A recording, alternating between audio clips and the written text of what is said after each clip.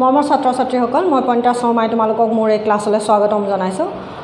মই ক্লাছ 10ৰ বিজ্ঞানখনৰ জীৱন প্ৰক্ৰিয়া চেপ্টাৰটো পঢ়াই আছিলোঁ। তাৰ ইতিমধ্যে মোৰ কেইবাটাও ভিডিঅ' হৈ গৈছে, সেইখিনি তোমালোকে মোৰ চেনেলত যাবা, গৈ পেলাই চাবলৈ হ'লে তোমালোকে মোৰ চেনেলটোত গৈ প্লে'লিষ্টত ক্লিক কৰি দিবা, তেতিয়া একাধিক্ৰমে গোটেই ভিডিঅ'খিনি তোমালোকৰ চাবলৈ সুবিধা হ'ব। আৰু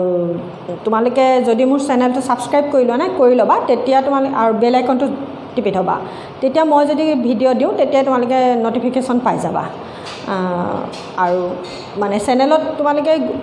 মানে মই ধুনীয়াকৈ লিখি দিয়া হৈছে কি পঢ়াইছোঁ, গতিকে বিচাৰিলে পটককৈ তোমালোকক যিখিনি দৰকাৰ সেইখিনি ধুনীয়াকৈ পাই যাবা। মই আশা কৰিছোঁ মই বুজোৱাত তোমালোকে কিছু পৰিমাণ হ'লেও বুজি পাইছা। মই যিমান পাৰোঁ তোমালোকক সহজকৈ বুজাবলৈ যত্ন কৰিছোঁ। আৰু যদি বুজি নাই পোৱা বা কিবা তোমালোকৰ মই পঢ়াই থাকোঁতে এইকণকে বুজা নাই বা সেইখিনিয়ে বুজা নাই, সেই ধৰণৰ যদি কিবা তোমালোকৰ সমস্যা আছে সেইখিনি মোক তোমালোকে জনাবা, মই আকৌ তেতিয়া সেইখিনি বুজাই দিবলৈ অলপ যত্ন কৰিম। আৰু যদি বুজি পাইছাও সেয়াও মোক তোমালোকে জনাবা, তেতিয়া মোৰ কাম কৰিবলৈ অকণমান ভাল লাগে যে হয় মই পঢ়াওঁতে তোমালোকে বুজি পাইছা। গতিকে এইখিনিকে ক'লোঁ। আৰু যিমান পাৰিবা ভিডিঅ'সমূহ তোমালোকৰ লগৰখিনিৰ লগত শ্বেয়াৰ কৰিবা। মোৰ আচলতে প্ৰয়াসটোৱে হৈছে যিখিনি ল'ৰা ছোৱালীয়ে এতিয়া বৰ্তমান টিউশ্যন কৰিবলৈ যাব পৰা নাই, বা এতিয়াতো এইটো পৰিস্থিতিত আমি টিউশ্যনলৈ যোৱাৰ কথাই নাহে, গতিকে এই পৰিস্থিতি আৰু কিমান দিনলৈ চলিবতো তাৰো ঠিক নাই, কিন্তু আমিতো পঢ়িব লাগিবই, পৰীক্ষা হওক বা নহওক আমাৰ এই সময়ৰ কামটো আমি সময়ত কৰিবই লাগিব। কাৰণ আমি এতিয়াই যদি নপঢ়োঁ, এইখিনি নপঢ়াকৈ যদি আমি পৰীক্ষাও পাতি দিয়ে, আমাক যদি এনেও পাছ কৰাই দিয়ে, তথাপিও আমি যিখিনি পঢ়িবলগীয়া আছিলে, আমি যিখিনি জ্ঞান আহৰণ কৰিবলগীয়া আছিলে, সেইখিনিৰ পৰা হয়তো তোমালোকৰ সেইখিনি হয়তো কিছু কম হৈ থাকিব। আৰু সেই উদ্দেশ্যৰে মই স্কুলো যিহেতুকে ভালকৈ হোৱা নাই, স্কুলৰ হৈছে যদিও তোমালোকক এটা ক্লাছৰুমৰ এটা পৰিৱেশ হয়তো তোমালোকে পোৱা নাই, গতিকে সেই ক্লাছৰুমতেই বুজোৱাৰ নিচিনাকৈ মই এটা পৰিৱেশ দিবলৈ চেষ্টা কৰিছোঁ তোমালোকক। আৰু মোৰ সেই প্ৰয়াসটোত মই কিমানখিনি সফল হৈছোঁ জানিবলৈ হ'লে তোমালোকৰ কমেণ্টৰ খুবেই প্ৰয়োজন। আৰু সেইখিনিকে হ'বলৈ হ'লে যে এটা দুটা ল'ৰা ছোৱালীয়ে চাই থকাতকৈ তোমালোকৰ বন্ধুবৰ্গৰ মাজত কথাখিনি ক'বা, যাতে সকলোৱে মোৰ ক্লাছখিনি চাবলৈ সুবিধা পায়। গতিকে ইয়াকে কৈ আজি মই তোমালোকৰ এই ক্লাছটো আৰম্ভ কৰিছোঁ। আজি আমি ইয়াৰ আগৰ ক্লাছটোত মই পঢ়াইছিলোঁ তোমালোকক অবাচ্যসন, এনএৰবিক ৰেছপিৰেশ্যন, যিটো ফাৰ্মাণ্টেশ্যন আছিলে, কিম্বন প্ৰক্ৰিয়াটো পঢ়াইছিলোঁ। আজি মই তোমালোকক পঢ়াম সবাচ্যসন। গতিকে সবাচ্যসন বুলি কওঁতে শ্বসনটোতো ক'লোৱে, গতিকে শ্বসনকে কৈ নাথাকোঁ, সবাচ্যসন। এই শ্বসন প্ৰক্ৰিয়াৰ বাবে কিহৰ প্ৰয়োজন হয়? অক্সিজেনৰ প্ৰয়োজন হয়। আৰু সবাচ্যসন প্ৰক্ৰিয়া সাধাৰণতে উচ্চখাপৰ জীৱৰ দেহকোষবিলাকত হয়, মানে সকলোবোৰ উচ্চখাপৰ জীৱৰ দেহত কি হয়? সবাচ্যসন সংঘটিত হয়। গতিকে এই সবাচ্যসনৰ বাবে সদায় কিহৰ প্ৰয়োজন হয়? মানে এৰবিক ৰেছপিৰেশ্যনৰ কাৰণে অক্সিজেনৰ প্ৰয়োজন হয়। অক্সিজেনৰ উপস্থিতিত গ্লুক'জ অনুভাগে ভাঙি শক্তি উৎপন্ন কৰে। আৰু এই ক্ষেত্ৰত উৎপন্ন কৰা শক্তিৰ পৰিমাণ মই আগৰো ভিডিঅ' এটাত কৈছোঁ যে শক্তিৰ পৰিমাণ কি হয়? 674 কিলো কেলৰি হয়। য'ত অবাচ্যসনত আকৌ যিটো সুৰা কিম্বন আছিলে আমাৰ ইষ্ট কোষত মাত্ৰ 28 কিলো কেলৰি হয়। কিন্তু সবাচ্যসনত উচ্চখাপৰ জীৱৰ কোষবিলাকত মানে আমাৰ এই শৰীৰৰ কোষত তাৰমানে কিমান উৎপন্ন হয়? 674 কিলো কেলৰি উৎপন্ন কৰে। গতিকে এই ক্ষেত্ৰত এতিয়া কি হয় চোৱাচোন, এই সবাচ্যসনত কোষৰ দুটা অংশত হয়। এটা হ'ল প্ৰথম চাইটোপ্লাজমত হ'ব, আৰু তাৰপাছত হ'ব মাইটকণ্ড্ৰিয়াৰ ভিতৰত। মানে সবাচ্যসনটো দুটা স্তৰত সম্পন্ন হয়। প্ৰথমটো হৈছে কি, মানে দুটা স্তৰ বুলি কওঁতে এটা স্তৰত এসোপা জৈৱ ৰাসায়নিক বিক্ৰিয়া থাকিব, আকৌ পিছৰ স্তৰটোতো এসোপা জৈৱ ৰাসায়নিক বিক্ৰিয়া থাকিব। এটা জৈৱ ৰাসায়নিক বিক্ৰিয়া নহয়, আমি যদিও সামগ্ৰিকভাৱে কথাখিনি কৈ থাকোঁ, কিন্তু সি দুটা ষ্টেপত হ'ব। প্ৰথমটো হ'ল কি, সি কোষপৰশত হ'ব। কোষপৰশত হোৱাৰ পিছৰ বিক্ৰিয়ালানি ক'ত হ'ব? মাইটকণ্ড্ৰিয়াৰ ভিতৰত হ'ব। সেই কোষপৰশত হোৱা বিক্ৰিয়ালানিক কি বুলি কোৱা হয়? গ্লাইক'লাইচিছ বুলি কোৱা হয়। আৰু তাৰ মাইটকণ্ড্ৰিয়াৰ ভিতৰত হোৱাখিনিক কি বুলি কোৱা হয়? ক্ৰেবছ চক্ৰ বুলি কোৱা হয়, যিটো শব্দ তোমালোকৰ কিতাপত নাই। মানে গ্লাইক'লাইচিছ শব্দটোও নাই, ক্ৰেবছ চক্ৰও নাই। কথাখিনি একদমেই থুলমূলকৈ দি থৈছে। গতিকে যিখিনি ল'ৰা ছোৱালীয়ে ভাবিছা যে এটা ভাল ৰিজাল্ট লাগে, যে আমাক মেট্ৰিকত 95ৰ ওপৰত লাগে তেতিয়াহ'লে এইখিনি মই কোৱা কথাখন লিখিব লাগিব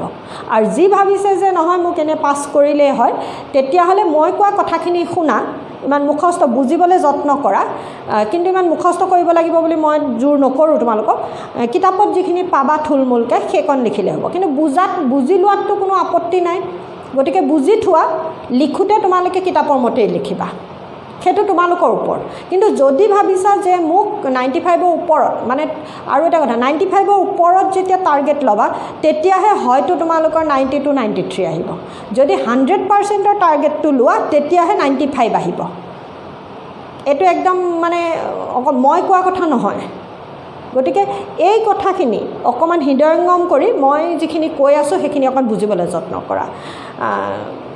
বহুত বেছিও নকওঁ কলেজত গৈ যদি সায়েন্স পঢ়ো বায়োলজি পঢ়ো তাতকৈ বহুত বেছিকৈ পঢ়িব লাগিব এতিয়া মই জাষ্ট আউটলাইন এটা তোমালোকক দিবলৈ যত্ন কৰোঁ আভাস এটা আৰু যে এইখিনি এনেকুৱাও হয় আৰু এই কথাখিনি মই যিখিনি ক'ম সেইখিনি আগৰ কিতাপবিলাকত ইয়াতকৈও বহুতেই বেছি আছিলে মই এতিয়া তাকো আকৌ চমুৱাই তোমালোকক এনে থুলমূলকৈ একদম ইমানকণ ক'বলৈ যত্ন কৰোঁ গতিকে সেইখিনি অকণমান মন দিলে তোমালোকৰ কাৰণে ভাল গতিকে মই তোমালোকক মই কিতাপখনেই কৈ থৈ দিব পাৰোঁ কিতাপখনত যি আছে কিতাপখন পঢ়ি থৈ দিওঁ কিতাপখন পঢ়িম মই য'ত পঢ়িব লাগে মই কিতাপখন পঢ়িম কিন্তু হ'লেও কিতাপখনৰ পৰা মই যিকণ কৈছোঁ সেইকণ মই বাৰে বাৰে কৈছোঁ ভাল ৰিজাল্ট এটা লাগিলে মেট্ৰিকত ভাল ৰিজাল্ট এটা আশা কৰিলে সেইকণ লিখিব লাগিব যেনেকৈ এইমাত্ৰ মই ক'লোঁ গ্লাইক'লাইচিছ আৰু ক্ৰেবছ চক্ৰ শব্দ দুটা লিখিব লাগিব বাৰু যি নহওক কথা বহুতে ক'লোঁ এতিয়া চোৱা যে সবাৎসখন বুলি কওঁতে ই দুটা স্তৰত হ'ব প্ৰথমটো হ'ল কি গ্লাইক'লাইচিছ আৰু পিছৰ ষ্টেপটো কি ক'লোঁ মই ক্ৰেবছ চক্ৰ প্ৰথমখিনি কোষ পৰশত হ'ব আৰু দ্বিতীয় ষ্টেপখিনি ক'ত হ'ব বুলি দ্বিতীয় স্তৰটো ক'ত সংঘটিত হ'ব মাইটকণ্ড্ৰিয়াৰ ভিতৰত গতিকে গ্লাইক'লাইচিছৰ সময়ত কি হয় এটা গ্লুক'জনো আমি গ্লুক'জনো কি আছিলে C6H12O6 ই কি হ'ব মই দীঘলকৈ টানিছোঁ মানে ইয়াৰ মাজত কেইবাটাও বিক্ৰিয়া আছে ৰাসায়নিক বিক্ৰিয়া মই তাক সেইখিনি দীঘলকৈ টানি লাষ্টটো দেখুৱাইছোঁ এটা গ্লুক'জৰ পৰা কি হ'ব দুটা পাইৰুভিক এচিড হ'ব বা পাইৰুভেট হ'ব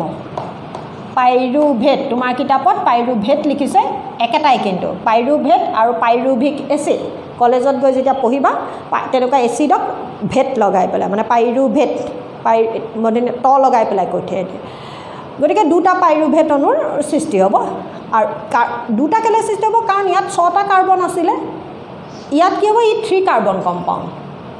ইয়াত কাৰ্বন 3টাকৈ থাকে তাৰমানে এই 6টাৰ পৰা 3টা গতিকে এই দুটা হয় তাৰমানে গতিকে পাইৰুভেট অণুটো হৈছে কি 3 কাৰ্বন কম্পাউণ্ড 3টা কাৰ্বনযুক্ত এটা যৌগ গতিকে তেনেকুৱা দুটা হয় এই কথাটোও কিন্তু কিতাপখনত নাই এটা গ্লুক'জৰ পৰা কেইটা পাইৰুভেট অণুৰ সৃষ্টি হয় দুটা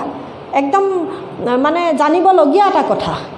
এই দুটা পাইৰুভেট অণু গতিকে এই গ্লুক'জৰ পৰা পাইৰুভিক এচিড অণু বা পাইৰুভেট সৃষ্টি হোৱা এই প্ৰক্ৰিয়াটোক কি বুলি কোৱা হয় গ্লাইক'লাইচিছ বুলি কোৱা হয়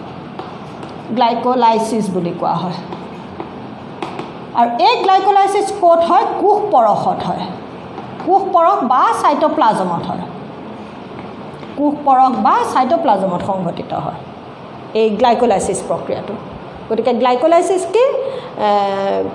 কোষত জমা হৈ থকা গ্লুক'জ অণু ভাঙি পাইৰুভিক এচিড অণু উৎপন্ন কৰাৰ যিটো প্ৰক্ৰিয়া সেই প্ৰক্ৰিয়াটোক কি বুলি কোৱা হয় গ্লাইক'লাইচিছ বুলি কোৱা হয় আৰু ই কোষ পৰশত সংঘটিত হয় এই ক্ষেত্ৰত এটা গ্লুক'জ অণুৰ পৰা দুটা পাইৰুভিক এচিড অণুৰ সৃষ্টি হয় আৰু তাৰ পাছত এই দুটা হ'ল এই দুটা এবাৰ কি হয় মাইটকণ্ড্ৰিয়াৰ ভিতৰত প্ৰৱেশ কৰে মাইটকণ্ড্ৰিয়াৰ ভিতৰত যেতিয়া প্ৰৱেশ কৰে মাইটকণ্ড্ৰিয়া মনলৈ আহিছে নিশ্চয় আমি 9ত মাইটকণ্ড্ৰিয়া আছিলে এটা কোষাংগাণু যাক কোষৰ শক্তিৰ ভঁৰাল বুলি কোৱা হয় ক্লাছ 9ত তোমালোকে পঢ়িছিলা সি উদ্ভিদ কোষক প্ৰাণী কোষক সবতে থকা এটা অতিকৈ দৰকাৰী কোষাংগাণু সেইটো হৈছে কি মাইটকণ্ড্ৰিয়া আৰু ইয়াক কোষৰ শক্তিৰ ভঁৰাল বুলি কোৱা হয় ইয়াৰ ভিতৰতে এটিপি নামৰ কি হয় কোষীয় মুদ্ৰা থাকে এই কথাবোৰ পঢ়িছিলা আৰু এতিয়াও পঢ়িব লাগিব অকণমান বাৰু সেয়া হৈছে যে এই পাইৰুভিক এচিড অণুকেইটা তাৰমানে ক'ত প্ৰৱেশ কৰে এবাৰ মাইটকণ্ড্ৰিয়াৰ ভিতৰত প্ৰৱেশ কৰে মাইটকণ্ড্ৰিয়াৰ ভিতৰত প্ৰৱেশ কৰি দুটা পাইৰুভিক এচিডে বেলেগে বেলেগে দুটা চক্ৰাকাৰ পথ লয় ইয়াত দুটা উৎপন্ন হৈছে নহয় এই দুইটাই তাৰমানে সোমাই লৈ পেলাই সি কি কৰে মাইটকণ্ড্ৰিয়াৰ ভিতৰত এই ধৰণৰ চক্ৰাকাৰ পথ লয় এই পাইৰুভিক এচিড এনেকৈ ইয়াৰ ভিতৰত কেইটা হ'ব যিহেতুকে দুটা পাইৰুভিক এচিড এনেকুৱা চক্ৰ কেইটা আহিব তাৰমানে চক্ৰ মানে চক্ৰাকাৰে একলানি বিক্ৰিয়া হ'ব চক্ৰাকাৰ বিক্ৰিয়া মানে প্ৰথম সি যিটো উৎপন্ন কৰিব আকৌ আহি তাতে শেষ হ'বহি সেইকাৰণে চক্ৰাকাৰ বিক্ৰিয়া বুলি কৈছে সেইকাৰণে মই এনেকৈ চক্ৰৰ নিচিনাকৈ আঁকি দেখুৱাইছোঁ যেতিয়া সি ইয়াত সোমাব তাৰমানে ইয়াত যেতিয়া সি ধৰি ল'লোঁ সি এনেকৈ এয়া ই মাইটকণ্ড্ৰিয়াৰ ভিতৰত এয়া প্ৰৱেশ কৰি এনেকুৱা চক্ৰাকাৰ বিক্ৰিয়া সি সোমায়ে প্ৰথমতে কি কৰে চাইট্ৰিক এচিড উৎপন্ন কৰে মই অকণমান এনেই লিখিছোঁ চোৱাচোন চাইট্ৰিক এচিড উৎপন্ন কৰে তাৰ পাছত সি কি উৎপন্ন কৰে আলফা কিটো গ্লুটাৰিক এচিড উৎপন্ন কৰে উৎপন্ন কৰে তাৰ পাছত কি কৰে সাকসিনিক এচিড উৎপন্ন কৰে সি কি উৎপন্ন কৰে সাইট্ৰিক এচিডৰ পৰা আলফা কিটো গ্লুটাৰিক এচিড তাৰ পাছত সি কি উৎপন্ন কৰে সাকসিনিক এচিড উৎপন্ন কৰে তাৰ পাছতে সাকসিনিক এচিডৰ পৰা কি উৎপন্ন হয় মেলিক এচিড উৎপন্ন হয় মেলিক এচিড উৎপন্ন কৰে আৰু মেলিক এচিডৰ পৰা কি উৎপন্ন হয় অক্সেলো এচিটিক এচিড উৎপন্ন হয় অক্সেলো এচিটিক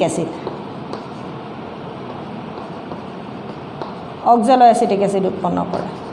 এইকেইটা মই নামকেইটা এনেই দিছোঁ অকণমান চাবা এইবোৰ কলেজত গৈ আৰু লাগিব এতিয়ালৈ মই কৈছোঁ মানে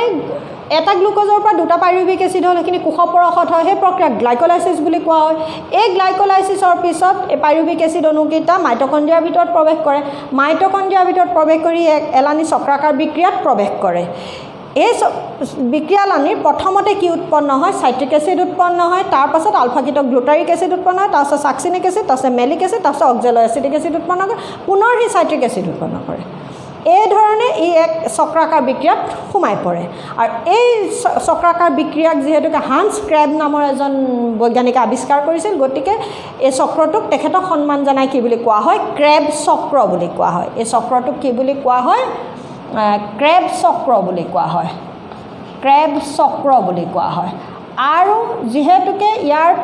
ফাৰ্ষ্ট প্ৰডাক্টটো প্ৰথম যিহেতুকে চাইট্ৰিক এচিড উৎপন্ন হয় এই ক্ৰেব চক্ৰটোৰ বেলেগ এটা নাম হৈছে কি চাইট্ৰিক এচিড চক্ৰ গতিকে এনেকুৱা চক্ৰ তাৰমানে মাইটকণ্ড্ৰিয়াটোৰ ভিতৰত দুটা পাইৰুভিক এচিডৰ পৰা কেইটা হ'ব দুটা চক্ৰ হ'ব এনেকুৱা এটা পাইৰুভিক এচিডে এয়া চক্ৰ আনটো পাইৰুভিক এচিড আকৌ এনেকুৱা আৰু এটা চক্ৰ গতিকে এনেকুৱা দুটা চক্ৰ হ'ব তাৰমানে আৰু এই চক্ৰটো ক'ত হ'ল তাৰমানে এই ক্ৰেব চক্ৰটো ক'ত সংঘটিত হ'ব মাইটকণ্ড্ৰিয়াৰ ভিতৰত গতিকে এয়াই হৈছে সবাৎসখন আৰু এই ক্ষেত্ৰত তাৰমানে কি উৎপন্ন হয় এয়াহে হ'ল আচল কথাটো আহিছিলে শক্তি গতিকে এই গোটেই প্ৰক্ৰিয়াটোত কি উৎপন্ন কৰে শক্তি উৎপন্ন কৰে আৰু সেই উৎপন্ন হোৱা শক্তি মাইটকণ্ড্ৰিয়াটোৰ ভিতৰত থকা এডিপি অণুবিলাকে গ্ৰহণ কৰে এডিপি অণুৱে গ্ৰহণ কৰি তাক কিহলে পৰিৱৰ্তন কৰে এটিপিলৈ পৰিৱৰ্তন হয় আৰু শক্তি ভৱিষ্যতৰ কাৰণে জমা কৰি ৰাখে মানে কোষটোক যিকণ লাগে ব্যৱহাৰ হয় আৰু বাকী অতিৰিক্ত শক্তিখিনি কি হয় মাইটকণ্ড্ৰিয়াৰ ভিতৰত থকা এডিপি অণুবিলাকে গ্ৰহণ কৰে এডিপি অণুৱে গ্ৰহণ কৰে যেতিয়া প্লাছ শক্তি হয়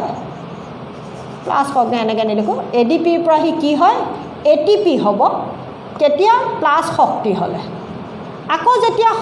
কোষটোক শক্তিৰ প্ৰয়োজন হয় তেতিয়া এটিপি অণুবিলাকে শক্তি এৰি দিলে কি হয় পুনৰ এডিপি হয় অৰ্থাৎ মাইটকণ্ড্ৰিয়াৰ ভিতৰত এটিপিৰ এটা চক্ৰাকাৰ প্ৰক্ৰিয়া চলি থাকে যেতিয়া সবাৎসখন সংঘটিত হয় মাইটকণ্ড্ৰিয়াৰ ভিতৰত হয় ক্ৰেব চক্ৰ হয় তেতিয়া এইখিনিতে বেছি শক্তি উৎপন্ন কৰি দিয়ে সেই শক্তিখিনি কোষটোৱে শেষ মুহূৰ্ততে দৰকাৰীখিনি ব্যৱহাৰ কৰে কিন্তু যিখিনি অতিৰিক্ত শক্তি থাকে সেই অতিৰিক্ত শক্তিখিনি কি হ'ব মাইটকণ্ড্ৰিয়াৰ ভিতৰত থকা এডিপি নামৰ এবিধ এডিনোচাইন ডাইফচফেট নামৰ এবিধ কণাই গ্ৰহণ কৰে কৰি যেতিয়া শক্তি ইহঁতি গ্ৰহণ কৰি দিয়ে এডিনোচাইন ডাইফচফেটে যেতিয়া গ্ৰহণ কৰি দিয়ে তেতিয়া সি এডিনোচাইন ট্ৰাইফচফেটলৈ পৰিৱৰ্তন হয় আকৌ যেতিয়া কোষত শক্তিৰ মানে আকৌ প্ৰয়োজন হয় যেতিয়া কোষত শক্তিৰ প্ৰয়োজন হয় কোষ এটাক তেতিয়া সি কি কৰে এটিপি অণুবিলাকে এডিনোসাইন ট্ৰাইফসফেটে কি কৰে শক্তি এৰি দিয়ে এৰি দিয়াৰ লগে লগে সি এটিপিৰ পৰা কি হ'লে পৰিৱৰ্তন হৈ যায় এডিপিলৈ পৰিৱৰ্তন হয় গতিকে এই ধৰণে তাৰমানে এডিপি আৰু এটিপি এই যিটো জোৰ এই জোৰটোক কি বুলি কোৱা হয় শক্তি বেংক বুলি কোৱা হয় আৰু এনেকুৱা শক্তি বেংক মাইটকণ্ড্ৰিয়াৰ ভিতৰত যিহেতুকে অসংখ্য থাকে যাৰ বাবে মাইটকণ্ড্ৰিয়াটো কোষৰ শক্তিৰ ভঁৰাল বুলি কৈছিল আমি 9ত পঢ়িছিলোঁ গতিকে 9ত তোমালোকে পঢ়ি আহিছা যদি সেইখন অকণমান মনত থাকিব আৰু এটিপিক কি বুলি কোৱা হয় শক্তিৰ মুদ্ৰা বুলি কোৱা হয় এতিয়া কিতাপত আছে কিন্তু মাইটকণ্ড্ৰিয়া হ'ল শক্তিৰ বেংক আৰু এটিপি হৈছে কি শক্তিৰ মুদ্ৰা কইন অফ এনাৰ্জি বুলি কোৱা হয় গতিকে এইখিনি হ'ল এডিপি এটিপি চক্ৰ গতিকে এডিপি এটিপি চক্ৰ বৰ্ণনা কৰা বুলি এটা প্ৰশ্ন আহে কিন্তু সবাৎসখন বৰ্ণনা কৰা আৰু এডিপি এটিপি চক্ৰ বৰ্ণনা কৰা দুটা বেলেগ প্ৰশ্ন এতিয়া এইখিনিত মই আকৌ ইয়ালৈ ঘূৰি আহিছোঁ চোৱাচোন এইখিনিতে মই ক'বলগীয়া আৰু আছে তাৰমানে মই এইখিনিতো থুলমূলকৈ ক'লোঁ তাৰমানে যিখিনি ল'ৰা ছোৱালী এনেই লিখিব বহুত কিবা বুলি কথা নাই তেতিয়া কথা হ'ল এনেকৈ যে যেতিয়া সবাতচখনৰ সময়ত কি হয় কোষত থকা গ্লুক'জনো অক্সিজেনৰ উপস্থিতিত ভাঙি শক্তি কাৰ্বন ডাই অক্সাইড আৰু পানী উৎপন্ন কৰে এই ক্ষেত্ৰত কেইটামান বিক্ৰিয়া প্ৰথম লানি বিক্ৰিয়া কোষপৰশত সংঘটিত হয় আৰু তাৰ পিছৰ লানি বিক্ৰিয়া মাইটকণ্ড্ৰিয়াৰ ভিতৰত সংঘটিত হয় আৰু তাৰ ফলত উৎপন্ন হোৱা শক্তিৰ পৰিমাণ যথেষ্ট বেছি আৰু সেই শক্তিৰ যিখিনি প্ৰয়োজন হয় কোষটোৱে ব্যৱহাৰ কৰে আৰু অতিৰিক্ত শক্তিখিনি মাইটকণ্ড্ৰিয়াৰ ভিতৰত থকা এডিপি কণাবিলাকে গ্ৰহণ কৰে কৰিলে সি এটিপিলৈ পৰিৱৰ্তন হয় আৰু যেতিয়া কোষক শক্তিৰ প্ৰয়োজন হয় তেতিয়া এটিপিয়ে শক্তি এৰি দিয়ে পুনৰ এডিপিলৈ পৰিৱৰ্তন হয় এইদৰে সবাৎসখন প্ৰক্ৰিয়াটো কি হয় কোষত সংঘটিত হয় এইখিনি কিতাপত থকা কথাখন এইখিনি কিতাপত থকা কথা এতিয়া মই কোৱাটো কি আছিলে যে এটা গ্লুক'জনো ভাঙিব সি কোষ পৰশত ভাঙি সি দুটা পাইৰুভেট অণু হ'ব পাইৰুভেট অণুটো এই প্ৰক্ৰিয়াটোক কি বুলি কয় গ্লাইকলাইচিছ বুলি কয় সি কোষ পৰশত হয় আৰু এই পাইৰুভেট অণুকেইটা এইবাৰ মাইটকণ্ড্ৰিয়াৰ ভিতৰত প্ৰৱেশ কৰি দুটা পাইৰুভেট অণুৰ পৰা দুটা ক্ৰেবছ চক্ৰৰ সৃষ্টি হয় ক্ৰেবছ চক্ৰৰ প্ৰথম প্ৰডাক্ট যিহেতুকে চাইট্ৰিক এচিড গতিকে সেই ক্ৰেবছ চক্ৰক বুলি কোৱা হয় চাইট্ৰিক এচিড চক্ৰও বুলি কোৱা হয় আৰু মাইটকণ্ড্ৰিয়াৰ ভিতৰত সংঘটিত এই চক্ৰটো হান্স ক্ৰেব নামৰ এজন বৈজ্ঞানিকে আৱিষ্কাৰ কৰিছিলে গতিকে চক্ৰটোক কি বুলি কোৱা নামাকৰণ কৰা হৈছে ক্ৰেবছ চক্ৰ বুলি নামাকৰণ কৰা হৈছে ইয়াত উৎপন্ন হোৱা শক্তিৰ পৰিমাণ মানে এই গোটেই প্ৰক্ৰিয়াটোত কি হয় কাৰ্বন ডাই অক্সাইড পানী আৰু মানে প্ৰধানকৈ এই ক্ৰেবছ চক্ৰ প্ৰক্ৰিয়াটোত মাইটকণ্ড্ৰিয়াৰ ভিতৰত কাৰ্বন ডাই অক্সাইড পানী আৰু শক্তিৰ উৎপন্ন কৰে আৰু এই ক্ষেত্ৰত উৎপন্ন হোৱা শক্তিৰ পৰিমাণ কি হয় 674 কিলো কেলৰি হয় 674 কিলো কেলৰি হয় মই আগৰ ভিডিঅ'টোতো কৈছোঁ ইয়াত এতিয়া মন দি অকণমান চাবা এই গোটেই প্ৰক্ৰিয়াটোত সবাৎসখন প্ৰক্ৰিয়াত এই যে 674 কিলো কেলৰিত কেইটা এনেকুৱা এটিপি উৎপন্ন হয় 38 এটিপি উৎপন্ন হয় 38টা এটিপি অণু উৎপন্ন হয় মানে যিখিনি ভাল ল'ৰা ছোৱালী সেইখিনি এনেকৈ আঁকিলা নহয় যদি আঁকিম বুলি ভাবিছা তাৰ তলত লিখিবা টোটেল এটিপি কেইটা উৎপন্ন হ'ব 38 এটিপি 38টা এটিপিৰ তাৰমানে কিমান শক্তি হয় 674 কিলো কেলৰি শক্তি জমা হৈ থাকে শক্তি উৎপন্ন কৰি দিয়ে কাৰণ সি এটিপি হিচাপেহে উৎপন্ন কৰি দিব শক্তিটো ই শক্তি উৎপন্ন কৰি থাকিব সেই শক্তিখিনি এডিপিয়ে গ্ৰহণ কৰিব কৰি এটিপি হৈ থাকিব সেই তেনেকুৱা সেই 674 কিলো কেলৰি শক্তি যে ক'লোঁ তাৰমানে মুঠ কেইটা এটিপি উৎপন্ন কৰিব 38টা এটিপি উৎপন্ন সেই 38টা এটিপি এই গ্লাইকলাইচিছৰ সময়ত কেইটা হ'ব 8টা এটিপি হ'ব 8টা এটিপি উৎপন্ন কৰিলে এই পাইৰুভিক এচিডৰ পৰা যে মাইটকণ্ড্ৰিয়াৰ ভিতৰত যে প্ৰৱেশ কৰিছে এই যে কণ দেখুৱাইছোঁ ইয়াতো অকণমান ৰাসায়নিক বিক্ৰিয়া আছে কিন্তু এইবোৰ কলেজত গৈ পঢ়িব লাগিব তাৰমানে এই পাইৰুভিক এচিডটো মাইটকণ্ড্ৰিয়াৰ ভিতৰত সোমাওঁতে চিধা সোমাই যাব নোৱাৰে সি কি হ'ব লাগে এচিটাইল কোএনজাইম এ বুলি এটা মানে চাবি নিচিনা এটা বস্তুৰ গঠন কৰি ল'ব সেই চাবিটোৱে পকাই পেলাইহে সি ইয়াত সোমাব সেই কণটা মানে পাইৰুভিক এচিডৰ পৰা এচিটাইল কোএনজাইম এ হওঁতে এইখিনিত কেইটা এটিপি আহিব এটা পাইৰুভিক এচিডৰ পৰা 3টাকৈ মুঠ 6টা আহিব এইখিনিত 6টা এটিপি আহিব 6 এটিপি আহিব টোটেল 6 এটিপি মানে দুটা পাইৰুভিক এচিড এটা তাৰমানে 3x2 তাৰমানে 3x2 এই 6 এটিপি হ'ব ইয়াত তাৰপাছত ইয়াত কি হ'ব এটা হেৰিত 12টাকৈ এটিপি উৎপন্ন কৰিব 12টা এটিপি মানে মুঠ কেইটা হ'ল ইয়াত 12 × 2 তাৰমানে পূৰণ 2 হ'ব নহয়, 2টা নহয় ইয়াত, গতিকে 24 এটিপি তাৰমানে 24 এটিপি হ'ব। গতিকে ইয়াত কি হ'ল এয়া 30 আৰু এয়া 38, 24 + 6 + 8 38 এটিপি উৎপন্ন হ'ব। বুজি পাইছা বুলি ভাবিছোঁ। গতিকে সেয়া তাৰমানে গোটেই সবাত শ্বসন প্ৰক্ৰিয়াত উৎপন্ন হোৱা এটিপিৰ পৰিমাণ কিমান 38টা এটিপি হ'ব, 38 এটিপি উৎপন্ন কৰিব। তাৰে গ্লাইকলাইচিছৰ সময়ত 8টা এটিপি, এইবোৰ লিখি থাকিব নালাগে, সেইবোৰ এই চিত্ৰটোত দেখুৱাই দিলেই হৈ গ'ল তাৰমানে। তাৰপাছত যিটো আমাৰ শ্বসনৰ ৰাসায়নিক বিক্ৰিয়া আছিলে, আমি এই যিটো আমি কেমেষ্ট্ৰি ফাৰ্ষ্ট চেপ্টাৰ পঢ়িছিলোঁ, তাত আমি পঢ়িছিলোঁ আকৌ এটা গ্লুক'জ অণু ভাঙিবৰ কাৰণে আমাক কেইটা কাৰ্বন ডাই অক্সাইডৰ প্ৰয়োজন হৈছিলে 6টা। এইখিনিত যিটো ফাৰ্ষ্ট আমি চেপ্টাৰ মই যিটো ভিডিঅ' দিয়া আছে তাত চাবা, যিটো মানে শ্বসনৰ যিটো বিক্ৰিয়া দিয়া আছিলে পেজ নাম্বাৰ 7 নম্বৰ পেজত কি দিছে, এটা গ্লুক'জ অণু ভাঙিবলৈ C6H12O6 6 অক্সিজেন আৰু 6টা পানীৰ অণু লাগিছিলে, মানে 6টা অক্সিজেনৰ উপস্থিতিত ইয়াৰ এটা গ্লুক'জ অণু ভাগিব। ভাগি সি কি হ'ব 6টা কাৰ্বন ডাই অক্সাইড আৰু 12টা পানী লগত শক্তি আছিলে। সেই 6টা কাৰ্বন ডাই অক্সাইড তাৰমানে ইয়াত আকৌ 6টা কাৰ্বন ডাই অক্সাইডো উৎপন্ন হ'ব লাগিব নহয়। এই এটিপি দেখুৱালোঁ বাৰু শক্তি, পানী বাৰু ওলাব, পানীও এইখিনিতে ওলাই যাব 6টা, সেইটো পিছত। কিন্তু কাৰ্বন ডাই অক্সাইড মানে শ্বসনত কি হয় অক্সিজেনৰ উপস্থিতিত গ্লুক'জ অণু ভাঙে আৰু নিশাহতি কাৰ্বন ডাই অক্সাইড এৰি দিয়ে। কথাটো সেইটোৱে শ্বসন মানে, যে উশাহত লোৱা অক্সিজেনৰ উপস্থিতিত কোষত থকা গ্লুক'জ অণু ভাঙি শক্তি আৰু কাৰ্বন ডাই অক্সাইড উৎপন্ন কৰে। কাৰ্বন ডাই অক্সাইড ভাগ নিশাহত এৰি দিয়া হয়। গতিকে সেই কেইটাকৈ কাৰ্বন ডাই অক্সাইড এৰি দিয়ে, এটা গ্লুক'জ অণু ভাঙিলে 6টাকৈ কাৰ্বন ডাই অক্সাইড এৰি দিয়ে বুলি আমাক ৰাসায়নিক বিক্ৰিয়াটোৱে কৈছে। গতিকে 6টা কাৰ্বন ডাই অক্সাইড ওলাব লাগিব, তেতিয়াহ'লে ওলাব লাগিব এইখিনিতে। গতিকে ক'ৰ পৰা ওলাব 6টা, যে এইখিনিতে 2টা, তাৰমানে ইয়াত 6টা এটিপি নহয়, আৰু ইয়াত কেইটা কাৰ্বন ডাই অক্সাইড ওলাব 2টা কাৰ্বন ডাই অক্সাইড ওলাব। 2টা কোনখিনিত তাৰমানে পাইৰুভিক এচিডৰ পৰা সি যেতিয়া মাইটকণ্ড্ৰিয়াত প্ৰৱেশ কৰিব 2টা কাৰ্বন ডাই অক্সাইড ল'ব, মানে এটা পাইৰুভিক এচিডৰ পৰা এটা কাৰ্বন ডাই অক্সাইড। বুজি পাইছোঁ নিশ্চয়। 1 × 2 তাৰমানে 2টা কাৰ্বন ডাই অক্সাইড, আৰু থাকিলে কেইটা, এই 2টা হ'ল ইয়াত 4টা, তাৰমানে 2 × 2 4 কাৰ্বন ডাই অক্সাইড, 4 কাৰ্বন ডাই অক্সাইড ইয়াত ওলাব। তাৰমানে এই ক্ৰেব চক্ৰত এটা ক্ৰেব চক্ৰত, এটা ক্ৰেব চক্ৰ মানে এটা পাইৰুভিক এচিডৰ পৰা এটা ক্ৰেব চক্ৰ, আন এটা পাইৰুভিক এচিডৰ পৰা আন এটা ক্ৰেব চক্ৰ, গতিকে 2টা ক্ৰেব চক্ৰ। প্ৰতিটো ক্ৰেব চক্ৰত কেইটাকৈ কাৰ্বন ডাই অক্সাইড ওলায়, 2টাকৈ কাৰ্বন ডাই অক্সাইড ওলায়, 2টাকৈ কাৰ্বন। আৰু সেই 2টা তাৰমানে 2টা 4টা হ'ল, আৰু ইয়াত 6টা, মুঠ 6টা। তাৰমানে এটা গ্লুক'জ অণু ভাঙিলে মুঠ 6টা কাৰ্বন ডাই অক্সাইড ওলাব। সেয়া কাৰ্বন ডাই অক্সাইডৰ পৰিমাণ তাৰমানে। বুজি পাইছা বুলি ভাবিছোঁ মই। গতিকে এতিয়া সবাত শ্বসন বুলিলে কি বুজায়, এতিয়া প্ৰশ্নটো চাব।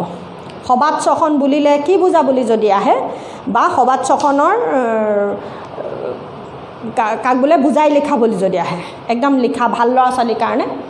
যিখিনি মই এনেই ক'লোঁ সেইখিনিতো আৰম্ভণিতে ক'লোৱেই, সাধাৰণকৈ লিখি থৈ আহিলে হ'ব, এইমাত্ৰ মই সেইটোও ক'লোঁ। এতিয়া যাক ভালকৈ লাগে, ভাল ৰিজাল্ট এটা লাগে, তাই সি চোৱা। প্ৰথম কথাটো হ'ল সবাত শ্বসন কাক বোলে লিখিম,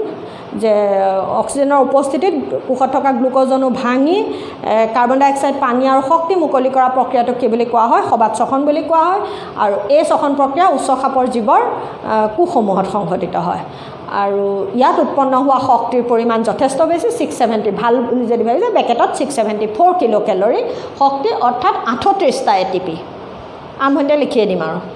তাৰপাছত আহিলে যে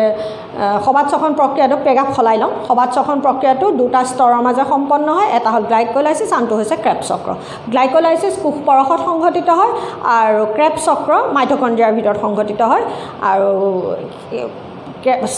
গ্লাইকলাইচিছৰ সময়ত এটা গ্লুক'জ অণু ভাঙি 2টা পাইৰুভিক এচিড অণু উৎপন্ন কৰে, আৰু সেই পাইৰুভিক এচিড অণুকেইটা বুলি কয়, সেইবোৰ প্ৰেগাপ সলাই লিখিবা, গোটেই দৰা লিখি নথবা আকৌ দেই। যে সবাত শ্বসন 2টা স্তৰৰ মাজে সম্পন্ন হয়, 1 আৰু 2, বহীখনৰ মাজত একদম 1 আৰু 2, গ্লাইকলাইচিছ ক্ৰেব চক্ৰ এনেকৈ গ্লাইকলাইচিছ ক্ৰেব চক্ৰ তাৰপাছত আকৌ লিখিম গ্লাইকলাইচিছৰ সময়ত এটা গ্লুক'জ অণু ভাঙি দুটা পাইৰুভিক এচিড উৎপন্ন কৰে আৰু সেই সময়ত উৎপন্ন হোৱা শক্তিৰ পৰিমাণ কম হয় আৰু গ্লুক'জৰ অসম্পূৰ্ণ জাৰণ হয় তাৰপাছত আকৌ পেৰাগ্ৰাফটো সলাই পেলাই কি লিখিবা যে উৎপন্ন হোৱা পাইৰুভিক এচিড অণুকেইটা এবাৰ মাইটকণ্ড্ৰিয়াত প্ৰৱেশ কৰে আৰু এলানি চক্ৰাকাৰ বিক্ৰিয়াত সোমাই পৰে আৰু এই ক্ষেত্ৰত প্ৰথম কি উৎপন্ন হয় চাইট্ৰিক এচিড উৎপন্ন হয় আৰু সেই বিক্ৰিয়ালানি যিহেতুকে চক্ৰাকাৰে হয় গতিকে তাক চাইট্ৰিক এচিড চক্ৰ বুলি কোৱা হয় হান্স ক্ৰেবে ইমানখিনি হান্স ক্ৰেবৰ কথা নিলিখিলেও হ'ব মই কৈছোঁহে বুজাবলৈ যে আৰু এই চক্ৰটো বেলেগ এটা নাম হৈছে কি ক্ৰেব চক্ৰ আৰু ইয়াত কি হয় মানে লিখোঁতে চিত্ৰটোতো আঁকিবা কিন্তু লিখোঁতে ইমান একদম এইবোৰ গোটেইবোৰ লিখি থাকিব নালাগে মানে অকল কওঁতে কি ক'লোঁ যে পাইৰুভিক এচিড অণুকেইটা মাইটকণ্ড্ৰিয়াৰ ভিতৰত প্ৰৱেশ কৰে মাইটকণ্ড্ৰিয়াৰ ভিতৰত প্ৰৱেশ কৰি এলানি চক্ৰাকাৰ বিক্ৰিয়াত সোমাই পৰে আৰু সেই চক্ৰাকাৰ বিক্ৰিয়ালানি প্ৰথম বিক্ৰিয়াজাত সামগ্ৰী হৈছে চাইট্ৰিক এচিড গতিকে এই চক্ৰটোক চাইট্ৰিক এচিড চক্ৰ বুলি কোৱা হয় আৰু ক্ৰেব চক্ৰ বুলিও জনা যায় আৰু ইয়াৰ অন্তত এই বিক্ৰিয়ালানিৰ অন্তত কি উৎপন্ন কৰে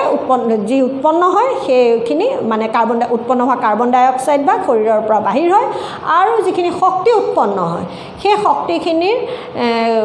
মাইটকণ্ড্ৰিয়াৰ ভিতৰত থকা ADP অণুবিলাকে গ্ৰহণ কৰি ATPলৈ পৰিৱৰ্তন হয় ATP হৈছে শক্তিৰ মুদ্ৰা লিখিব লাগিব কিতাপত আছে তোমাৰ শক্তিৰ মুদ্ৰা আৰু যেতিয়াই কোষটোক শক্তিৰ প্ৰয়োজন হয় তেতিয়া সেই ATPৰ পৰা ATPয়ে শক্তি এৰি দিয়ে আৰু তেতিয়া ATP ADPলৈ পুনৰ পৰিৱৰ্তন হয় এইদৰে মাইটকণ্ড্ৰিয়াৰ ভিতৰত ATP চক্ৰ এটাৰ সৃষ্টি হয় বুলি কয় সেয়া এয়া আচলতে সবাৎসখন শেষ হ'ল কিন্তু এই তলত লিখিবা যে উচ্চ খাপৰ জীৱৰ দেহত সামৰণি দেই প্ৰিপেৰেশ্যন প্ৰেজেণ্টেশ্যন কনক্লুজন আছিলে যে প্ৰিপেৰেশ্যনত মই সবাৎসখন কাক বুলিয়ে লিখিলোঁ তাৰপাছত প্ৰেজেণ্টেশ্যনত এইখিনি লিখিলোঁ চিত্ৰটো আঁকিলোঁ তাৰমানে আঁকি দিম আৰু কথাখিনি লিখাৰ পিছত চিত্ৰটো আঁকিম তাৰপিছত সামৰণিত কি লিখিম যে উচ্চ খাপৰ জীৱৰ দেহত যদিও সাধাৰণতে সবাৎসখন সংঘটিত হয় মানে এৰবিক ৰেছপিৰেশ্যন সংঘটিত হয় কিন্তু যদি উচ্চ খাপৰ জীৱ অতিৰিক্ত শাৰীৰিক পৰিশ্ৰম কৰে তেতিয়াহ'লে সবাৎসখনেৰে উৎপন্ন কৰা শক্তিৰ নাটনি হৈ যায় আৰু তেতিয়াই পেশীকোষসমূহত কি হয় অবাৎসখন প্ৰক্ৰিয়াৰো শক্তি মুকলি হয় এই বুলি কয় এইটো সামৰণি মাৰিলে হ'ল আৰু সেই শক্তি উৎপন্ন কৰা প্ৰক্ৰিয়াটোক লেক্টিক এচিড কিম্বন বুলি জনা যায় এই বুলি কয় সেইটো সামৰণি প্ৰেগাপ সিমানটো মাৰিলেই হ'ব মানে অকল যে সবাৎসখনেই নহয় তাতে যে অবাৎসখনো হয় সেই কথাটো অকণমান লিখি থৈ আহিলে সেইটো সামৰণি বুজি পাইছা বুলি ভাবিছোঁ গতিকে চিত্ৰটো তাৰমানে প্ৰথম মই সবাৎসখন কাক বুলিয়ে লিখিলোঁ তাৰপাছত যেতিয়া সবাৎসখনত সি দুটা ষ্টেপৰে হয় গ্লাইকলাইচিছ ক্ৰেব চক্ৰ গ্লাইকলাইচিছ কোষ পৰশত হয় ক্ৰেব চক্ৰ মাইটকণ্ড্ৰিয়াৰ ভিতৰত হয় এনেকৈ বুলি লিখাৰ পিছতে চিত্ৰটো আঁকি ল'বা আঁকাৰ পিছত আকৌ তলত লিখি যাবা গ্লাইকলাইচিছৰ সময়ত এটা গ্লুক'জৰ পৰা দুটা পাইৰুভিক এচিড হয় আৰু সেই পাইৰুভিক এচিডকেইটাৰ উৎপন্ন হোৱা শক্তিৰ পৰিমাণ কিন্তু কম হয় গ্লুক'জৰ অসম্পূৰ্ণ জাৰণ হয় বুলি কয় পেগাপটো সলাই এই পাইৰুভিক এচিডকেইটা আকৌ মাইটকণ্ড্ৰিয়া মানে মই কোনখিনিত এই চিত্ৰটো কোনখিনিত আঁকি ল'বলৈ ক'লোঁ গ্লাইকলাইচিছ আৰু ক্ৰেব চক্ৰ বুলি যে লিখিলা গ্লাইকলাইচিছ কোষ পৰশত হয় ক্ৰেব চক্ৰ মাইটকণ্ড্ৰিয়াৰ ভিতৰত হয় এই কথাটো লিখাৰ পিছতে এইটো আঁকি ল'বলৈ ক'লোঁ আঁকি লৈ তলত যেনেকৈ আঁকিছোঁ তেনেকৈ আঁকি ল'বলৈ ক'লোঁ আঁকি লৈ তলত আৰু কথাখন লিখিবলৈ ক'লোঁ তাত এতিয়া ইমানবোৰ এইবোৰ নামবোৰ লিখাখিনিত এইবোৰ লিখি থাকিবলৈ মানা কৰিছোঁ আৰু যদি ভাবিছা এইবোৰ লিখি থাকিবলৈ সময় নহ'ব তেতিয়াহ'লে এইকেইটাও নিলিখি অকল চাইট্ৰিক এচিড লিখি ডাইৰেক্ট এনেকৈ এইডাল মাৰি দিলেই হ'ল আৰু এইবোৰ নিলিখিলেও হ'ব আৰু তেতিয়া নিলিখি তাৰমানে কিন্তু এইকেইটা অকণমান লিখিবা দেই এই সংখ্যাকেইটা ডাইৰেক্ট এনেকৈ কৰি গোল মাৰি থৈ দিবা এইটো কাঁড়ডাল আকৌ এনেকৈ মাৰিবা কিন্তু অকল চাইট্ৰিক এচিড লিখি থ'বা তেতিয়াও হ'ব আৰু মানে যদি ভাবিছা যে বেছিয়ে সময় লাগিব নেকি বাইদেউ কোৱাখিনি বেছিয়ে দীঘল হৈ গৈছে নেকি তেতিয়া অকল চাইট্ৰিক এচিড লিখি কাৰণ চাইট্ৰিক এচিডটো এইটো কাৰণে লিখিবা ইয়াৰ চাইট্ৰিক এচিড চক্ৰ কয় ক্ৰেব চক্ৰ কয় এইটো লিখিবা যে সেইকাৰণে লিখিব কৈছোঁ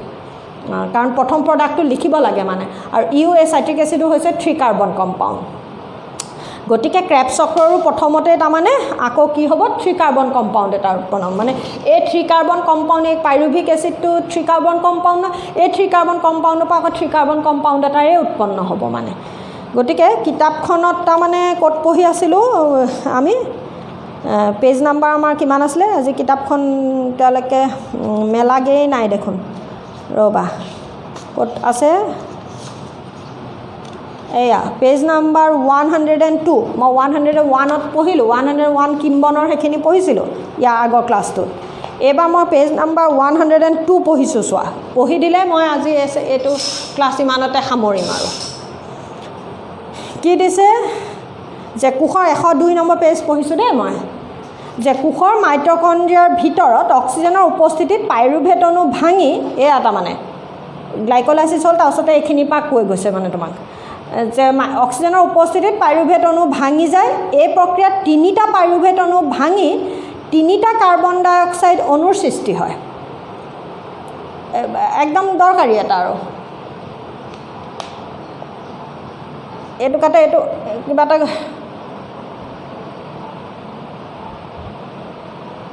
এইটো কাট কিবা এটা হেৰি হৈ আছে দেই তোমাক দিছে কিতাপত এইটো তেনেকৈ আছে যদি আছে আৰু কিতাপত এইটো কিন্তু কিতাপত কিবা এটা গণ্ডগোল দেখিছোঁ আকৌ মই বাৰু যি নহওক এই প্ৰক্ৰিয়াত 3টা পাইৰুভেট অণু ভাঙি 3টা কাৰ্বন ডাই অক্সাইড অণুৰ সৃষ্টি হয় এই প্ৰক্ৰিয়াত পানীৰ সৃষ্টি হয় যিহেতু এই প্ৰক্ৰিয়াত অক্সিজেনৰ উপস্থিতিত সংঘটিত হয় সেইকাৰণে ইয়াক সবাত শ্বসন বুলিও কোৱা হয় এই সবাত শ্বসনত উৎপাদিত শক্তিৰ পৰিমাণ অবাত শ্বসনত উৎপাদিত শ্বসনতকৈ বহু পৰিমাণে বেছি কেতিয়াবা আমাৰ পেশী কোষত অক্সিজেনৰ পৰিমাণ কমি গ'লে পাইৰুভেট অণু ভাঙি লেক্টিক এচিডলৈ পৰিৱৰ্তন হয় লেক্টিক এচিড 3টা কাৰ্বনযুক্ত লেক্টিক এচিডো 3টা কাৰ্বন লেক্টিক এচিড সেইটো লেক্টিক এচিড কিম বনাব দেই সেইকাৰণে যে পেশী কোষত লেক্টিক এচিড উৎপন্ন হ'লে হঠাৎ কেতিয়াবা আমাৰ পেশীত শিৰামুৰি ধৰে গতিকে আমাৰ পেশীত শিৰামুৰি ধৰে কিয় বুলি এটা প্ৰশ্ন এইটো আচলতে অবাত শ্বসনৰে প্ৰশ্ন মানে অবাত শ্বসনৰ সময়তে আহিব গতিকে কিতাপত থকা এই গ্লুক'জ অণু ভাঙনৰ বিভিন্ন পথ বুলি এইটো চিত্ৰ আহিবলৈ আছে আকৌ তাত কি দিছে গ্লুক'জ অণু ভাঙিলে পাইৰুভেট হ'ল 3 কাৰ্বনযুক্ত কাৰ্বন এয়া কোষ পৰশত হৈছে তাৰ পাছতে ইষ্ট কোষত কেনেকৈ হ'ব পেশী কোষত কি হ'ব আৰু মাইটকণ্ড্ৰিয়াত কি হ'ব এই চিত্ৰটো কি দিছে অক্সিজেনৰ উপস্থিতিত তাৰপাছত অক্সিজেনৰ অনুপস্থিতিত ইষ্ট কোষত দুই মাজৰ কাঁড়ডালত কি দিছে অক্সিজেন কম হ'লে পেশী কোষত তাৰপাছত অক্সিজেনৰ উপস্থিতিত মাইটকণ্ড্ৰিয়াত সেইটো মানে সবাত শ্বসনটো লাষ্টৰ এই তলৰটো যে কোষীয় শ্বসনত মুকলি হোৱা শক্তি এটিপি অণুৰ সংশ্লেষণত প্ৰয়োগ হয় মই সামৰণিত যে লিখিলোঁ উৎপন্ন হোৱা শক্তিখিনি এটিপি অণুৱে গ্ৰহণ কৰি এটিপিলৈ পৰিৱৰ্তন হয় এই এটিপি কোষৰ বিভিন্ন কাৰ্যত প্ৰয়োগ হয় এটিপিৰ অণু ভাঙি উৎপন্ন হোৱা শক্তি কোষত সংঘটিত বিভিন্ন কাৰ্যত ব্যৱহৃত হয় বিশেষকৈ এটিপিৰ পৰা উৎপন্ন হোৱা শক্তি কোষৰ এইটো কোষৰ এণ্ডোথাৰ্মিক বিক্ৰিয়া ঘটাবৰ বাবে এণ্ডোথাৰ্মিক বিক্ৰিয়া আমি ফাৰ্ষ্ট চেপ্টাৰটোত পঢ়িছিলোঁ আকৌ যিটো আমাৰ তাপ শোষক বিক্ৰিয়া আছিলে এটা তাপবৰ্জী বিক্ৰিয়া আৰু এটা তাপ শোষক বিক্ৰিয়া আছিলে নহয় সেই তাপ শোষক বিক্ৰিয়া তাৰমানে তাপ শোষক বিক্ৰিয়াত ব্যৱহৃত হয় যিহেতু সবাত শ্বসন প্ৰক্ৰিয়াত অক্সিজেনৰ আৱশ্যক সেইকাৰণে সবাত জীৱবোৰে মানে এৰবিক অৰ্গেনিজিমবিলাকে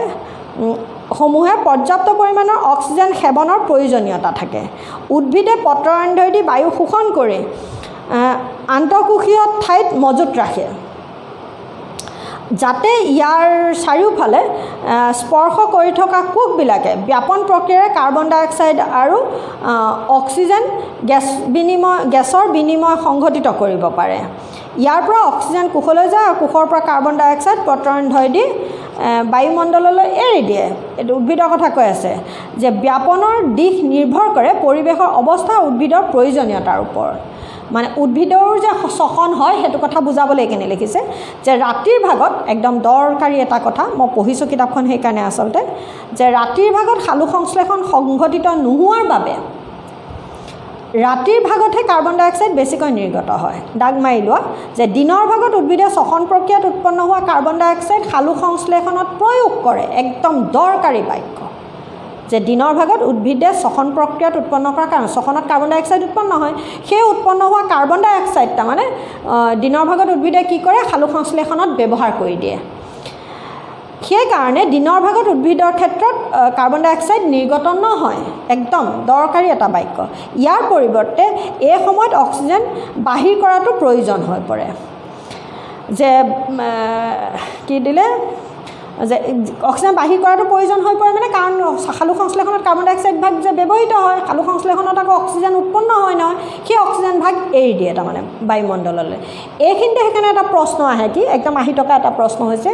যে ৰাতি গছৰ তলত শুব নালাগে কিন্তু দিনৰ ভাগত মানুহে গছৰ তলত শুৱাটো স্বাস্থ্যসন্মত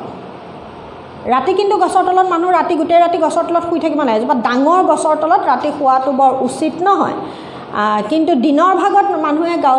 গছৰ তলত শুৱাটো স্বাস্থ্যসন্মত ব্যাখ্যা কৰা বুলি আহিব এইখিনি তাৰমানে দিনৰ ভাগত কি হয় গছজোপাই অক্সিজেন এৰি থাকে গতিকে আমি একদম বিশুদ্ধ অক্সিজেন লাভ কৰোঁ যদি আমি গছৰ তলত শুওঁ কিন্তু ৰাতি যদি আমি গছৰ তলত শুওঁ যিহেতুকে গছজোপাই ৰাতি কাৰ্বন ডাই অক্সাইড বেছিকৈ এৰি দিয়ে কাৰ্বন ডাই অক্সাইড হৈছে আমাৰ কাৰণে অপকাৰী এটা আমাৰ কাৰণে যদি আমি কাৰ্বন ডাই অক্সাইডত তেনেকৈ শুই থাকোঁ তেতিয়াহ'লে আমাৰ মৃত্যু পৰ্যন্ত ঘটিব পাৰে গতিকে কাৰ্বন ডাই অক্সাইড আমাৰ কাৰণে যিহেতুকে অপকাৰী এটা গেছ আৰু সেইবাবে কি হয় ৰাতি গছৰ তলত শুব নালাগে গতিকে এইখিনিতে এটা প্ৰশ্ন আহি থকা প্ৰশ্ন যে ৰাতি গছৰ তলত শুব নালাগে কিন্তু দিনৰ ভাগত এজোপা ডাঙৰ গছৰ তলত শুৱাটো স্বাস্থ্যসন্মত কিয় যে প্ৰাণীসমূহে বায়ুমণ্ডলৰ পৰা অক্সিজেন গ্ৰহণ কৰা আৰু দেহত উৎপন্ন হোৱা কাৰ্বন ডাই অক্সাইড নিৰ্গত কৰাৰ বাবে বিভিন্ন ধৰণৰ অংগ ব্যৱহাৰ কৰে স্থলচৰ প্ৰাণীবোৰে বায়ুমণ্ডলৰ পৰা পোনপটীয়াকৈ অক্সিজেন গ্ৰহণ কৰিব পাৰে কিন্তু জলচৰ প্ৰাণীবোৰে পানীত দ্ৰৱীভূত হৈ থকাহে অক্সিজেন গ্ৰহণ কৰে গতিকে যিহেতু তাৰপিছত পঢ়িছোঁ যিহেতু পানীত মিহলি হৈ থকা অক্সিজেনৰ পৰিমাণ বায়ুত থকা অক্সিজেনৰ পৰিমাণতকৈ তুলনামূলকভাৱে কম সেইকাৰণে এইটো এটা প্ৰশ্ন জলচৰ প্ৰাণীয়ে স্থলচৰ পানীতকৈ খৰকৈ উশাহ লয় কিয় প্ৰশ্ন এইটো দাগ মাৰি লোৱা এই নীলা বাকচটোৰ তলত পঢ়িছোঁ মই এইকণতে ৰাতি গছৰ তলত শুৱা নোশোৱাৰ প্ৰশ্ন ক'লোঁ মই এইকণত কিতাপত গছৰ তলত বুলি নাই মই কৈছোঁ যে মাছে মুখেৰে লোৱা পানীভাগ ফুলৰ মাজেৰে জোৰকৈ এৰি দিয়ে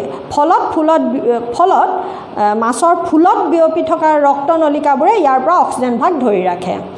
স্থলচৰ প্ৰাণীবোৰে শ্বসনত বায়ুমণ্ডলৰ অক্সিজেন ব্যৱহাৰ কৰে বায়ুমণ্ডলৰ অক্সিজেন প্ৰাণীসমূহে সিহঁতৰ বেলেগ বেলেগ শ্বাস অংগৰ দ্বাৰা শোষণ কৰি লয় এই শ্বাস অংগবোৰৰ গঠন এনেধৰণৰ হয় যাতে বায়ুমণ্ডলৰ সান্নিধ্যলৈ আহিলে এইবোৰে সহজে অক্সিজেন শোষণ কৰি ল'ব পাৰে গতিকে শ্বসনাংগ বা শ্বাস অংগ শ্বসনাংগৰ অক্সিজেন আৰু কাৰ্বন ডাই অক্সাইডৰ বিনিময় হোৱা শ্বসন পৃষ্ঠৰ কোষবোৰ অতিশয় সুষম আৰু সুকোমল হয় এনেকুৱা শ্বসন পৃষ্ঠ সংক্ৰমণৰ পৰা বাচি থাকিবৰ বাবে শ্বসনাংগবোৰ দেহৰ ভিতৰত অৱস্থিত হয় কিয় শ্বসনাংগবোৰ দেহৰ ভিতৰত সুধিব মানে যে ভিতৰত অৱস্থিত হোৱাৰ বাবে বায়ুৰ পৰা সেৱন কৰা অক্সিজেন ভাগ ভিতৰলৈ ঠেলি পঠিয়াব লগা হয় ইয়াৰ উপৰি এটা নিৰ্দিষ্ট প্ৰক্ৰিয়াৰ দ্বাৰা বাহিৰৰ পৰা অক্সিজেন সেৱন আৰু নিশাহত কাৰ্বন ডাই অক্সাইড বাহিৰলৈ এৰি দিব পাৰে মানুহৰ ক্ষেত্ৰত নাসাৰন্ধইদি দেহৰ ভিতৰলৈ বায়ু সেৱন কৰি লোৱা হয় এই নাসাৰন্ধ নষ্ট্ৰিল মানে এইকেইটা ফুটাকেইটা সেৱন কৰি লোৱা হয় নাকৰ বিন্ধাত থকা নোমবোৰ কিয় থাকে আহে একদম এইখিনিতে প্ৰশ্ন মই এনেই পঢ়া নাই কিতাপখন সেইকাৰণে এইকণতে এইবাৰ লাষ্টৰ পেগাপটো যে মানুহৰ ক্ষেত্ৰত নাসাৰন্ধইদি দেহৰ ভিতৰলৈ বায়ু সেৱন কৰি লোৱা হয় নাকৰ বিন্ধাত থকা নোমবোৰ ভিতৰলৈ অহা বায়ু চেকি লয় নাসাৰন্ধত থকা শ্লেষ্মাই এনে কাৰ্যত সহায় কৰে শ্লেষ্মাৰ কাম কি আহিব নাসাৰন্ধত থকা আৰু শ্লেষ্মা আৰু নোমবোৰৰ কাম কি আহিব ইয়াৰ পাছত টেটু মানে ফেৰিংছ টেটু হয় বায়ুনলিকাইদি হাওঁফাওঁলৈ বায়ুৰ প্ৰৱেশ ঘটে যে টেটুৰ বায়ুনলিকাডালত কিছুমান উপাস্থিৰে গঠিত আঙুঠি থাকে সেইকাৰণে বায়ুনলিকাৰ মাজেদি বায়ু চলাচল কৰোঁতে ই চেপেটা খাই লাগি নধৰে গতিকে এইখিনিতে এইটো চিত্ৰ মই আজিলৈ এইটো পেজ নাম্বাৰ 103তে থৈছোঁ ইয়াৰ নেক্সট ক্লাছত তোমালোকে চিত্ৰটো অকণমান চাবা নেক্সট ক্লাছত আমি পঢ়িম উশাহ আৰু নিশাহ কেনেকৈ আমি উশাহ লওঁ ভিতৰলৈ অক্সিজেন সোমায় আৰু কেনেকৈ আমি নিশাহত কাৰ্বন ডাই অক্সাইড এৰি দিওঁ মানে সেইখিনি অকণমান পঢ়িব লাগিব গতিকে আজি মই এইটো ক্লাছ এইখিনিতে সামৰিছোঁ বহুত বেছি হৈ গ'লে তোমালোকৰো অকণমান অসুবিধা হয় আজি মই অকল পঢ়ালোঁ কি সবাতোশ্বসন প্ৰক্ৰিয়া বুলিলে কি বুজা বুলি আহিলে ব্যাখ্যা কৰা বুলি ক'লে এইখিনি লিখিব লাগিব তাৰমানে গতিকে এইখিনিয়ে হৈছে এইটো কি বুলি কয় প্ৰক্ৰিয়াটো আৰু ইয়াত তোমালোকৰ কিতাপত এইখিনিতে 6টা মানে পাইৰুভিক এচিডৰ পৰা এইকণত এয়া 6টা বুলি কৈ দিছে কাৰ্বন ডাই অক্সাইড 6টাটো মই ভাগ কৰি দেখুৱাইছোঁ তোমাক এইখিনিত 4টা আৰু এইখিনিত কি হ'ল 2টা গতিকে এই ধৰণে লিখিবা কিতাপত 6টা বুলি ডাইৰেক্ট দি দিছে তাৰমানে মানে ক্ৰেবছ চক্ৰত পিছৰ পৰ্যায়টোত গ্লাইকোলাইচিছত কোনো কাৰ্বন ডাই অক্সাইড উৎপন্ন নহয় পিছৰ লানি মাইটকণ্ড্ৰিয়াত হোৱা বিক্ৰিয়া লানিতহে তাৰমানে কাৰ্বন ডাই অক্সাইড উৎপন্ন হয় কিন্তু তাকো আকৌ মাইটকণ্ড্ৰিয়াৰ ভিতৰত এইখিনিহে হয় এইকণ মাইটকণ্ড্ৰিয়াৰ ভিতৰত নহয় কিন্তু পিছত কলেজত গৈ ভালকৈ পঢ়িবাগৈ এইকণ কিন্তু এতিয়ালৈ এইখিনি তাৰমানে পিছৰ পৰ্যায়ৰ বিক্ৰিয়াতে 6টা হেৰি হয় প্ৰথম বিক্ৰিয়া লানিত তাৰমানে কোষপৰসত হোৱা বিক্ৰিয়া লানিত মুঠতে কাৰ্বন ডাই অক্সাইড উৎপন্ন নহয় তোমাৰ কিতাপত ডাইৰেক্ট 6টা বুলি কৈ থৈছে গতিকে ইয়াকে কৈ মই আজি এই চেপ্টাৰটো সামৰিলোঁ মানে ভাল ল'ৰা ছোৱালীখিনিয়ে যিমান পাৰা এই ধৰণে দেখুৱাবলৈ চাবা এইটো মই কৈছোঁ যে গোটেইবোৰ যদি লিখিবলৈ মন নাযায় বা সময় নহয় তেতিয়াহ'লে অকল এটা লিখি এইটো এনেকৈ ধুনীয়াকৈ কাঁৰ মাৰি থৈ আহিবা ঘূৰণীয়াকৈ তাৰমানে এইটো বুজিব এই দীঘলডালৰ মাজত আৰু কিবা কিবি প্ৰডাক্ট আছে তোমাৰ কিতাপত যিহেতুকে নাই ইমানবোৰ নিলিখিলেও হ'ব কিন্তু এই মাজত লিখা 2 পূৰণ 2 = 4টা কাৰ্বন ডাই অক্সাইড 12 পূৰণ 2 24টা ATP এই কথাটো লিখিবা আৰু মুঠ ATP তলত দৰকাৰ হ'লে চিত্ৰটোৰ তলত মুঠ ATP 24 যোগ 6 যোগ 8 কৰি 38টা ATP 674 কিলো কেলৰি বুলি এই ইয়াৰ তলত লিখি থৈ আহিবা তেতিয়াও ভাল হ'ব তুমি লিখাৰ মাজত নিলিখি চিত্ৰটোত লিখা মানেও বহুতখিনি কথা প্ৰকাশ হৈ যাব তুমি যে কিবা কিবি জানা সেই কথাটো প্ৰকাশ হ'ব গতিকে ইয়াকে কৈ মই আশা কৰিছোঁ তোমালোকে অকণমান মোৰ এই ক্লাছৰ পৰা অকণমান উপকৃত হ'বা আৰু ভালকৈ লিখিবলৈ যত্ন কৰিবা আৰু যদি বোলে ভাবা যে এইখিনি আকৌ মই বুজা নাই আকৌ এবাৰ বুজাব লাগে মই আকৌ এবাৰ বুজাই দিম